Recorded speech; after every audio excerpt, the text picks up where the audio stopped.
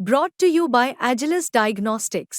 Health test की बात आती है तो मैं भरोसा करता हूँ India largest diagnostics company Agilus diagnostics. खुद को टेस्ट करते रहो। बेटी का सुना, गीता भूकल का, अरोड़ा जी के भी बड़े तगड़े ख्यालात है, इसके भी सुने, सबके सुने।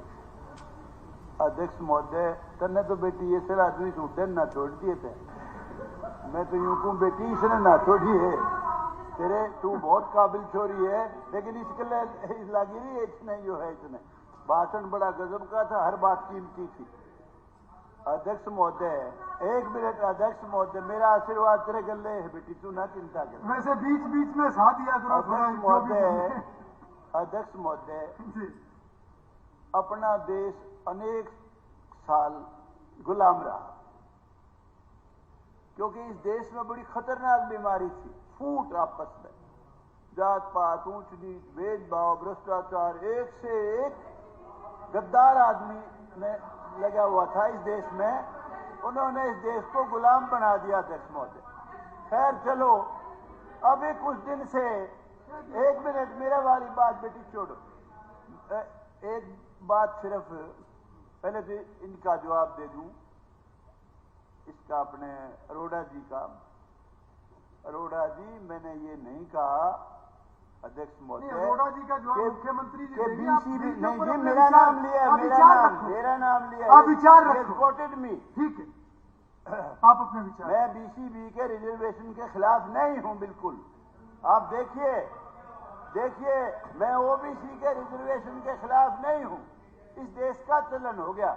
ये रिजर्वेशन जो था किया था संविधान में, this was only for socially and educationally backward communities, सिर्फ उनके लिए था ये।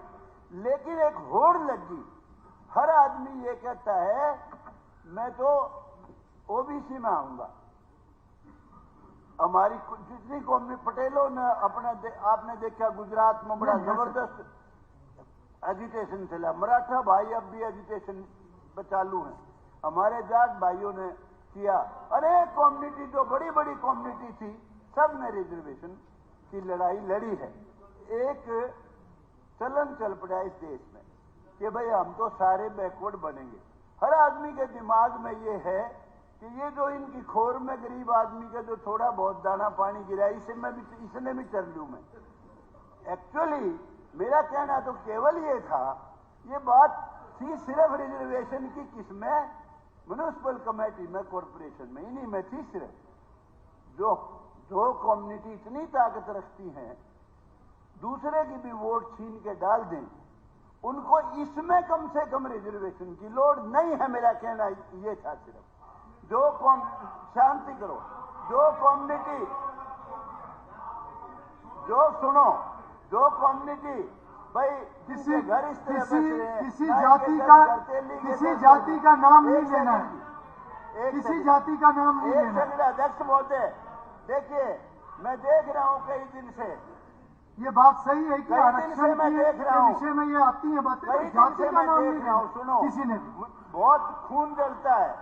जो भी नेता बड़े से बड़ा खड़ा होता है, कहता हम ये 50% की बाउंड्री तोड़ देंगे, 80% रिजर्व कर देंगे, हम 90% रिजर्व कर देंगे, हम जातिगत जनगणना कराएंगे।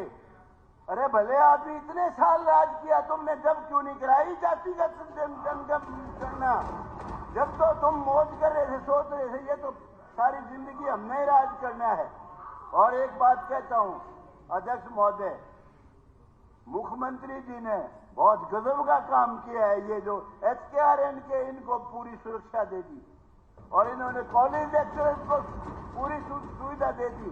मेरा तो आग्रह इनसे ये भी है, प्राइवेट कॉलेज वालों को भी वही सुविधा दे दो आप जो गवर्नमेंट कॉलेज वालों को दी। बजट आपका ही है सारा। आप यूनिवर्सिटी में जो असिस्टेंट प्रोफेसर लगे हुए 1500, उनको भी आप यही सहूलियत दे दो। और एक खास तौर से कहना चाहता हूं, पीजीटी के जो संस्कृत टीचर थे, अभी पक्के आ गए, उनकी जगह 40-45 बेचारे हटा दिए, और HKRN की पीजीटी संस्कृत टीचर्स की और निकाल दी।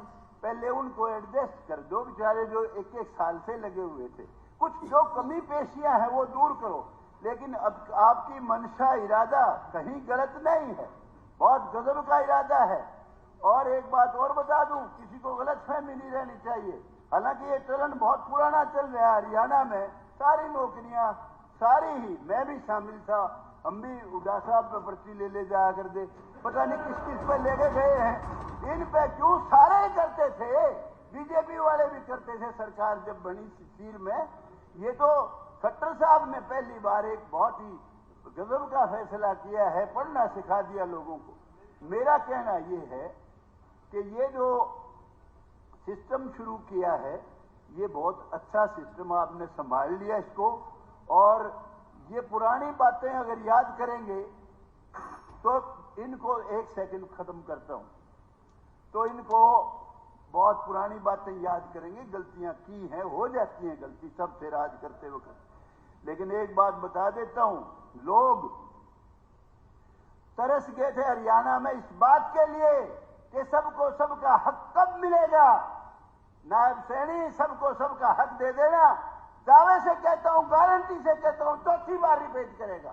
चौथी बार मैं कह रहा हूं राम कुमार को। और मैंने अनाउंस किया था, सुनिए एक सेकंड, मैंने अनाउंस किया था जब ये कह रहे थे सट्टे वाले 24-25 सीट आएंगी सिर्फ बीजेपी की। मैंने दिन में अनाउंस किया था विषय से बाहर नहीं जाना, बीजेपी राज करेगी। जो गौतम जी विषय से बाहर नहीं जाना, आपकी बात होगी। बड़ा कॉन्फिडेंस दिनेश हदलखा, दिनेश हदलखा,